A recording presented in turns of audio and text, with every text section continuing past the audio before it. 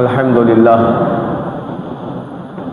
সমস্ত প্রশংসা, সমস্ত তারিফ সেই মহান রব্বুল আলামিনের জন্য, যে মহান রব্বুল আলামিন আমাদেরকে আজ পবিত্র জুমার দিন জুমার নামাজের উদ্দেশ্যে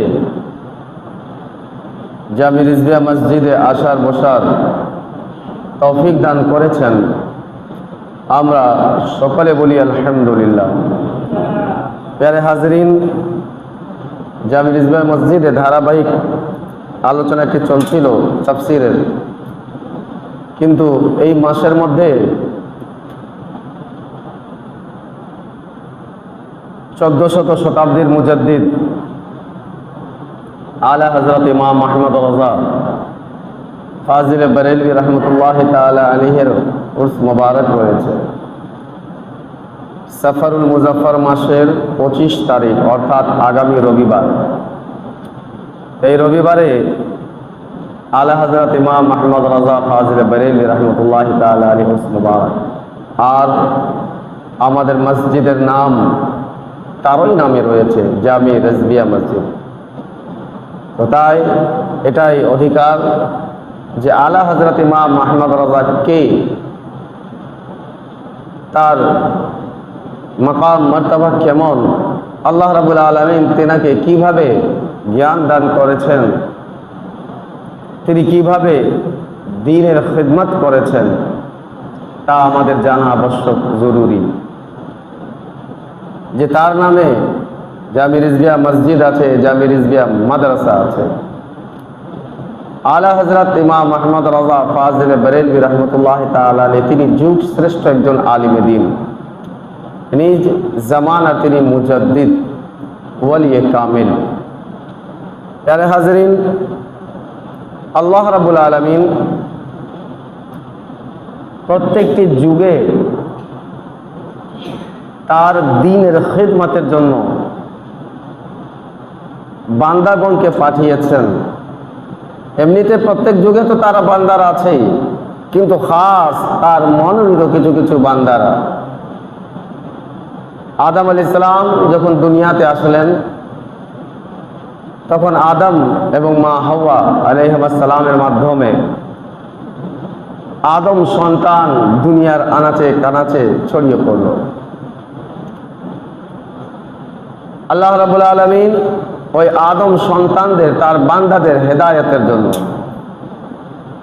যুগে যুগে নবী এবং রাসূলদেরকে পাঠালেন।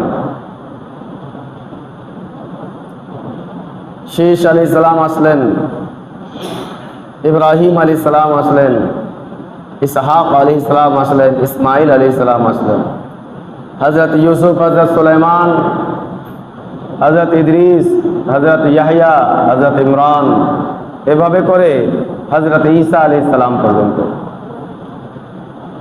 যুগে যুগে নবীগণ আসলেন, রাসূলগণ আসলেন, আল্লাহর পেগাম তার বান্দাদের কাছে পৌঁছিয়ে দিলেন। কিন্তু আজ থেকে 1400 বছর পূর্বেই, আজ থেকে 1501 বছর আগেই মক্কার জমিনে আরব দেশে সর্বশেষ পয়গম্বর, সর্বশেষ রাসূল, সর্বশেষ নবী, রাহমাতুল লিল আলামিন জনাবে আহমদে মুজতবা ওয়া মুহাম্মদে মুস্তাফা সাল্লাল্লাহু আলাইহি ওয়াসাল্লাম তিনি যখন আগমন করলেন, তার আগমনের সঙ্গে আল্লাহ রাব্বুল আলামিন বান্দাদেরকে একটি বার্তাও দিয়ে দিলেন, মা কানা মুহাম্মদ আবা আহাদিন মির রিজালিকুম ওয়ালাকিন রাসূলুল্লাহ ওয়া খাতামান নবিয়্যিন। আল্লাহ রাব্বুল আলামিন খাতামুন নবিয়্যিন বলে দিলেন যে আমার শেষ নবী চলে এসেছেন, এনার পরে আর অন্য কোনো রাসূল, অন্য কোনো নবী আসবেন না। প্যারে হাজরিন, যখন অন্য কোনো আর নবী আসবেন না, অন্য কোনো রাসূল আসবেন না, কিয়ামত পর্যন্ত বান্দারা থাকবে, আর শয়তানও বাকি আছে। ওটাতে রাখে না, ওটাতে রাখে তোমার,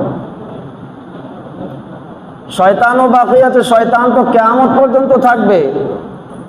কেননা আল্লাহ রাব্বুল আলামিন থেকে ওই শয়তান নিজের সময় চেয়ে নিয়েছিল। আল্লাহ রাব্বুল আলামিন বলেছিলেন ইলা ইয়াউমি ওয়াক্তিন মালুম, আমি তোমাকে কিয়ামত পর্যন্ত সময় দিলাম। আর ওই শয়তান নিজের সময় পাওয়ার পরে চুপ থাকেনি, সে আল্লাহ রাব্বুল আলামিনকে বলেছিল যে আল্লাহ, আমি তোমার ইজ্জতের কসম করে বলছি যে আমি তোমার বান্দাদেরকে গুমরাহ এবং পথভ্রষ্ট করে ছাড়বো। প্যারে হাজরিন, তো শয়তান যেহেতু বলেছে আমি পথভ্রষ্ট করেই ছাড়বো তোমার বান্দাগণকে, তো শয়তান কিয়ামত পর্যন্ত আছে, থাকবে, তারও মৃত্যু হবে, এমনটি না হবে না, তারও মৃত্যু হবে। কিন্তু সে যেহেতু আছে, তার হায়াত সে বাকি আছে, মারতে দেখে তার হায়াত বাকি আছে, তখন সে বান্দাদেরকে পথভ্রষ্ট করার পুরোপুরি চেষ্টা করবে, আর করছেই। আজ দেখবেন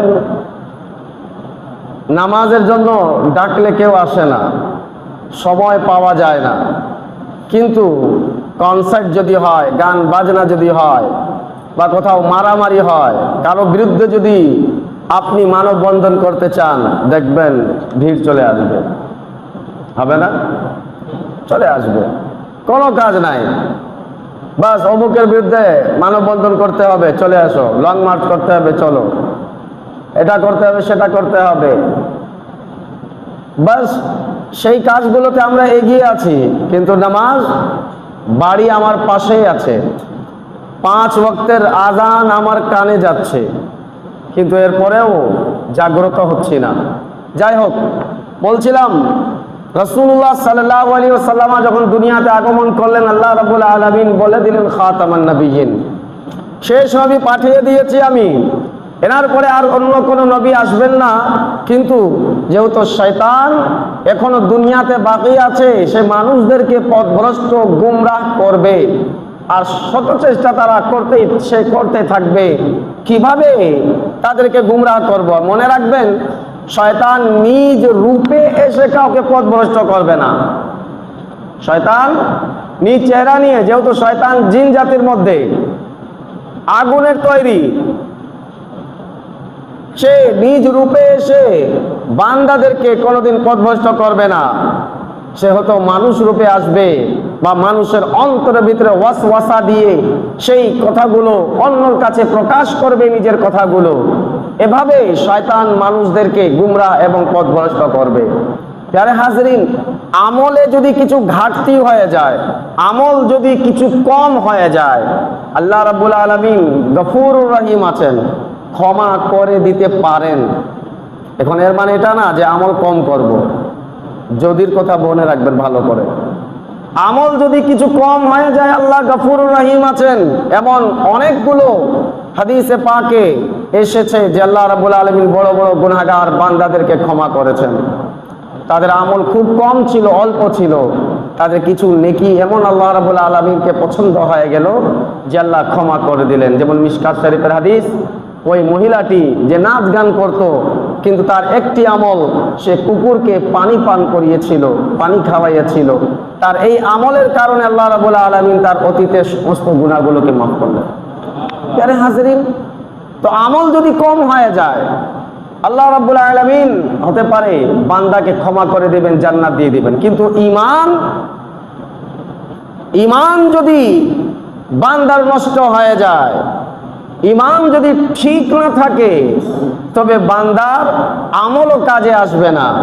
কেননা নামাজ, রোজা, ইবাদত, বান্দাগি, অন্যান্য যে ইবাদতগুলো রয়েছে, এটা আল্লাহ রাব্বুল আলামিন সমস্ত জগতের মানুষদের উপরে ফরজ করেন নাই।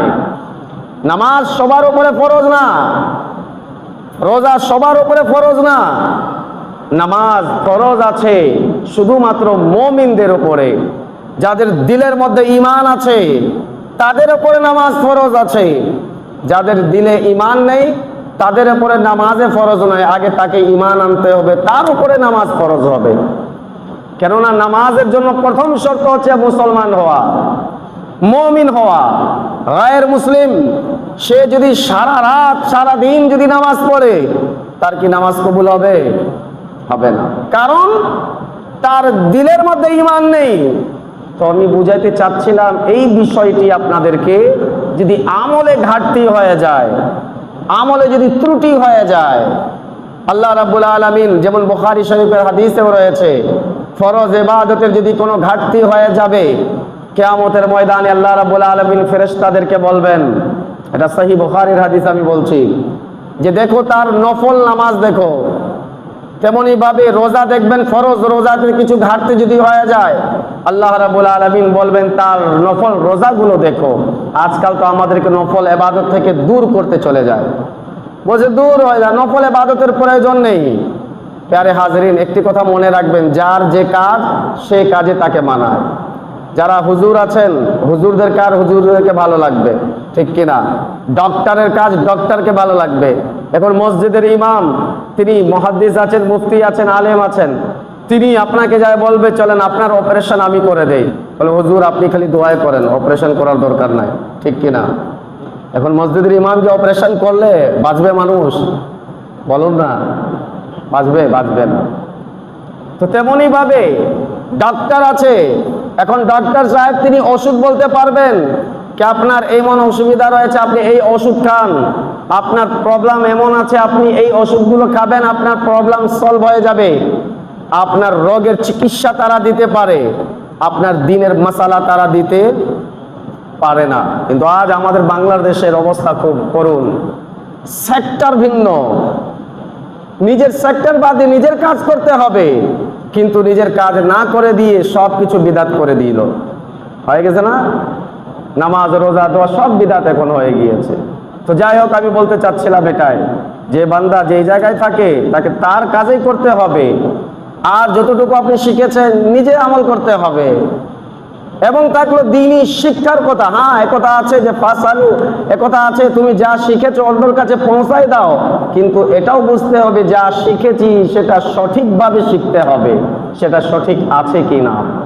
যাই হোক, তো বলছিলাম আমি, আমলে যদি ত্রুটি হয়ে যায়, মাওলা গফুর রহিম মেহেরবান আছেন, ক্ষমা করে দিতে পারে। কিন্তু ইমানে যদি ত্রুটি হয়ে যায়, সমস্যা হয়ে যায়, তবে বান্দা জান্নাতে কোনোদিন যাবে না। কেননা যার দিলে যাররা বরাবর ঈমান আছে, সে একদিন অবশ্যই জান্নাতে যাবে। কিন্তু ঈমান যদি নষ্ট হয়ে যায়, তবে কিভাবে বান্দা জান্নাতে যাবে? প্যারে হাজরিন, তাই শয়তান শুধুমাত্র বান্দাদের আমলকে নষ্ট করে না, সে অনেক সময় শয়তান বান্দাদেরকে নামাজ থেকে দূর করে দেয়। শয়তান অনেক সময় বান্দাদেরকে নামাজ থেকে দূর করে না, সে কি করে থাকে? বান্দাদের ঈমানের উপরে আক্রমণ করে। কিভাবে তার ঈমানকে নষ্ট করে দেব? ঈমান যদি নষ্ট হয়ে গেল, ঈমান যদি শেষ হয়ে গেল, সে যতই আমল করুক না কেন, সে তো আমার সঙ্গী হবে জাহান্নামে। তাই শয়তান শুধু আমল থেকে বান্দাদেরকে দূর করে না, শয়তান শুধু গুনাহের কাজের দিকে নিয়ে যায় না, শয়তান মানুষদেরকে, ইনসানদেরকে, আল্লাহর বান্দাদের ঈমানের উপরে আক্রমণ করে। আর প্যারে হাজরিন, আজ থেকে 108 বছরের আগেই, যার আজ থেকে 108তম উরস মুবারক, মুজাদ্দিদে দ্বীন ও মিল্লাত আশা আলহাজ ইমাম আহমদ রাজা ফাজিল বরেলভী রহমতুল্লাহি তাআলা আলাইহি, তিনি নিজ যুগের শ্রেষ্ঠ শুধু আলিম নন, তিনি সমস্ত মাসআলাগুলো যখন বুঝলেন, তখন দেখতে পারলেন যে বর্তমান যুগে কি প্রয়োজন রয়েছে। আলা হযরত ইমাম আহমদ রাজা ফাজিল বরেলভী রাহমাতুল্লাহি তাআলা আলাইহি, তিনার খিদমত ইসলামের উপরে অনেক রয়েছে। আপনি যেদিকে যদি নজর করবেন, আপনি কুরআনুল কারীমের দিকে নজর করলে আপনাকে তার বেমিসাল তরজমা কনজুল ঈমান দেখা যাবে। আপনি যদি ফতোয়ার দিকে যদি নজর করবেন, তো বেমিসাল 30 খণ্ডের ভিতরে লিপিবদ্ধ একটি ফতোয়া রাজবিয়া আপনার নজরে পড়ে যাবে। যেই ইলমের দিকে আপনি নজর করবেন, ইসলামের জ্ঞান জানতে চাইবেন, আলা হযরত ইমাম আহমদ রাজা ফাজিল বরেলভী রাহমাতুল্লাহি তাআলা তিনি সেই দিকে কলম উঠিয়েছেন। তিনি 24 ঘন্টার মধ্যে 22 ঘন্টা লেখালেখির কাজ করতেন, অন্যান্য দিনের খিদমতের কাজ করতেন, মাত্র 2 ঘন্টা বা তার চেয়েও কম ঘুমাতেন। এমন বান্দা তিনি ইসলামের যেই দিকে খিদমত করেছেন, কিন্তু সবচেয়ে বেশি এবং সবচেয়ে গুরুত্বপূর্ণ কাজ আলা হযরত ইমাম আহমদ রাজা ফাজিল বরেলভী রাহমাতুল্লাহি তাআলা আলাইহি কাজটি করেছেন, সেটা করেছেন ঈমানের হেফাজত। ঈমানের হেফাজত আলা হযরত ইমাম আহমদ রাজা ফাজিল বরেলভী রাহমাতুল্লাহি তাআলা আলাইহি আজ মুসলমানদের ঈমানের হেফাজত করেছেন সমস্ত ধরনের আক্রমণ থেকে। কেউ প্যারে হাজরিন এখন বলবেন আমরা তো মুসলমান, আমাদের ঈমান ঠিক আছে, আমরা আল্লাহকে মানি, আমরা রাসূলুল্লাহ সাল্লাল্লাহু আলাইহি ওয়াসাল্লামকে মানি। শুধু জবান থেকে বললে হবে না, যাকে যেভাবে মানার অধিকার সেইভাবে মানতে হবে, সেভাবে মানতে হবে। নতুবা শুধুমাত্র জবান থেকে লা ইলাহা ইল্লাল্লাহ মুহাম্মাদুর রাসূলুল্লাহ পড়লে হবে না। আপনি দেখবেন আজকাল সোশ্যাল মিডিয়ার জামানা, ফেসবুক খুললে অনেক হিন্দু পণ্ডিতরাও কালমার জবান থেকে পড়ে দেয়, বিশ্বাস করে না। তারা কালমা পড়ে লা ইলাহা ইল্লাল্লাহ মুহাম্মাদুর রাসূলুল্লাহ শোনানোর জন্য। তারা কি মুসলমান হয়ে যাবে? তো শুধুমাত্র জবান থেকে বললে হবে না, যেভাবে মানার অধিকার সেভাবে মানতে হবে। আল্লাহকে যদি মেনেছি, আল্লাহ রাব্বুল আলামিনকে যেভাবে মানার অধিকার সেইভাবে মানতে হবে। রাসূলুল্লাহ সাল্লাল্লাহু আলাইহি ওয়াসাল্লামকে যেভাবে মানার অধিকার সেভাবে মানতে হবে। আর সামান্যটুকু যদি এদিক সেদিক হয়ে যায়, যেভাবে মানার অধিকার সেভাবে যদি মানা না যায়, তবে প্যারে হাজরিন, তবে মনে রাখবেন আপনার ঈমান কোনোদিন পরিপূর্ণ হবে না। আলা হযরত ইমাম আহমদ রাজা ফাজিল বরেলভী রাহমাতুল্লাহি তাআলা আলাইহি সে ঈমানের হেফাজত করেছেন। কিভাবে আমি বলি, মনে রাখবেন ঈমান কি? ঈমান হচ্ছে একটি বিশ্বাস। বিশ্বাস বাংলায়, ঈমান আরবিতে। আর অনেকগুলো আকীদা নিয়ে পরিপূর্ণ যখন হয় তখন মানুষ মুমিন হয়ে যায়। আলাদা আলাদা আকীদা আছে, আল্লাহর উপরে আলাদাভাবে আকীদা, রাসূলুল্লাহ সাল্লাল্লাহু আলাইহি ওয়াসাল্লামের উপরে আলাদা আকীদা, ফেরেশতাগণ আছেন, হাসর নাসর আছেন, তাকদীর আছে, আলাদা আলাদা আকীদা। এই সমস্ত আকায়েদ যার ঠিক থাকবে এবং বিশ্বাস করবে তার হবে মুমিন, মুসলমান, ঈমানদার। আলা হযরত ইমাম আহমদ রাজা যেই জামানায় আসলেন আর বর্তমান ওই জামানায় চলছে, সেই জামানার মধ্যে সবচেয়ে বেশি আমাদের ঈমানের উপরে যেই বিষয়ের উপরে আক্রমণ চলেছিল সেটা ছিল কি? রাসূলুল্লাহ সাল্লাল্লাহু আলাইহি ওয়াসাল্লামের সম্মান এবং তার ভালোবাসার উপরে আক্রমণ চলেছিল। এর আগে দ্বীন এবং সুন্নিয়াতের উপরে, ইসলামের উপরে আক্রমণ হয়েছে। কেউ তো প্রকাশ্যভাবে দুশমনরা এসেছিল, সাহাবা একরাম, তাবেঈন এবং অন্যান্য আউলিয়া কামিলিনরা প্রতিবাদ করেছেন যুদ্ধের ময়দানে গিয়ে। ইমাম আজম আবু হানিফা রাহমাতুল্লাহি তাআলা তার জামানাতেও আক্রমণ হয়েছে। প্যারে হাজরিন, তিনিও নিজ জায়গা থেকে প্রতিবাদ করেছেন। তো প্রত্যেক জামানায় আলাদা আলাদা ভাবে, যেমন ইমাম হাসান বসরি, ইমাম হাসান আসকারি এবং ইমাম হাসান রাদিয়াল্লাহু তাআলা আনহু, এনাদের জামানার মধ্যে মুতাজিলা ফিরকা আবির্ভাব পেয়ে গিয়েছিল, তিনারা তার প্রতিবাদ করেছেন। তো প্রত্যেকটি জামানায়, প্রত্যেকটি যুগেতে এক একটি করে ইসলামের দুশ্মন বেরিয়েছে। আর যারা যারা বেরিয়েছে তারা শেষ হয়নি, তাদের কিছু আংশিক অংশগুলো এখনো বাকি রয়েছে। আজ 1400 বছর হয়ে যাচ্ছে, ইসলামের দুশ্মন কমে যাচ্ছে না, দিন বা দিন বেড়েই যাচ্ছে। আলা হযরত ইমাম আহমদ রাজা ফাজিল বরেলভী যেই জামানায় এসেছিলেন, ওই সমস্ত দুশ্মনরা তো ছিলই, তাদের জবাব ওই যুগের ওলামারা দিয়ে দিলেন, কিতাব রচনা করে গেলেন। কিন্তু আলা হযরত ইমাম আহমদ রাজা ফাজিল বরেলভী যেই জামানায় এসেছিলেন, ওই সময় ইসলামের উপরে যে হামলা চলেছিল সেটা ছিল অন্য কোন বিষয় না, রাসূলুল্লাহ সাল্লাল্লাহু আলাইহি ওয়াসাল্লামের শান, তার আজমত, তার উপরে লোকেরা আক্রমণ করলো, তার উপরে দুশমনেরা আক্রমণ করলো। তারা দেখেছে যে রাসূলুল্লাহ সাল্লাল্লাহু আলাইহি ওয়াসাল্লামের ভালোবাসাই হচ্ছে ঈমানের মূল। কেননা বুখারী শরীফের সহিহ হাদিস একটি, লা ইউমিনু আহাদুকুম হাত্তা কুনা হাব্বা ইলাই মিন ওয়ালিদিহি ওয়া ওয়ালাদিহি ওয়ান নাসি আজমাইন। এই হাদিসে পাক বুখারী শরীফের প্রথম দিকে আপনি খুঁজতে পেয়ে যাবেন। প্যারে হাজরিন, এর অর্থ হচ্ছে আল্লাহ ও রাসূল ইরশাদ করেন, তোমাদের মধ্যে কোনো ব্যক্তি মুমিন হতে পারবে না তো তখন যতক্ষণ না ওই ব্যক্তি সে নিজেকে নিজের মা বাবার চাইতে, আর একটি অন্য হাদিসে মিন নাফসিহির কথাও রয়েছে, অর্থাৎ নিজের জানের চাইতেও আমাকে বেশি না ভালোবাসে। আরে হাজরিন, তো রাসূলুল্লাহ সাল্লাল্লাহু তাআলা আলাইহি ওয়াসাল্লামের ভালোবাসাই হচ্ছে কামিল এবং মুকাম্মাল ঈমান। তো আলা হযরত ইমাম আহমদ রাজা ফাজিল বেরেলভী রাহমাতুল্লাহি তাআলা দেখলেন যে রাসূলুল্লাহ সাল্লাল্লাহু আলাইহি সাল্লামের প্রেম ভালোবাসাই হচ্ছে ঈমানের মূল। আর দুশমন যারা ছিল ইসলামের, তারা দেখেছে যে রাসূলুল্লাহ সাল্লাল্লাহু আলাইহি সাল্লামের প্রেম ভালোবাসা যদি ঈমান থেকে বের করে দেওয়া হয়, তবে তাদের ঈমানকে নষ্ট করা একেবারে সহজ হয়ে যাবে। এখন একেবারে তো রাসূলুল্লাহ সাল্লাল্লাহু আলাইহি ওয়াসাল্লামের ভালোবাসাকে দূর করা মুমিনদের অন্তর থেকে সম্ভব না। সম্ভব আছে? কেউ যদি এসে বলবে তুমি নবীকে মানো না, এটা কি সম্ভব? বলবো তুই তো শয়তান, জুতা দিয়ে মারবো প্রকাশ্যভাবে। তো তারা ষড়যন্ত্র করলো কিভাবে তার ভালোবাসাকে অন্তর থেকে কম করা যায়। তো মনে রাখবেন, যে কোনো বিষয় কারো ভালোবাসা যদি আপনি কম করতে চান, তবে আগে কি তার আজমত, তার শানকে কমাই দিতে হবে। তার আজমত, তার শানকে কমিয়ে দিতে হবে, তখন ভালোবাসা এমনিতে কমে যাবে।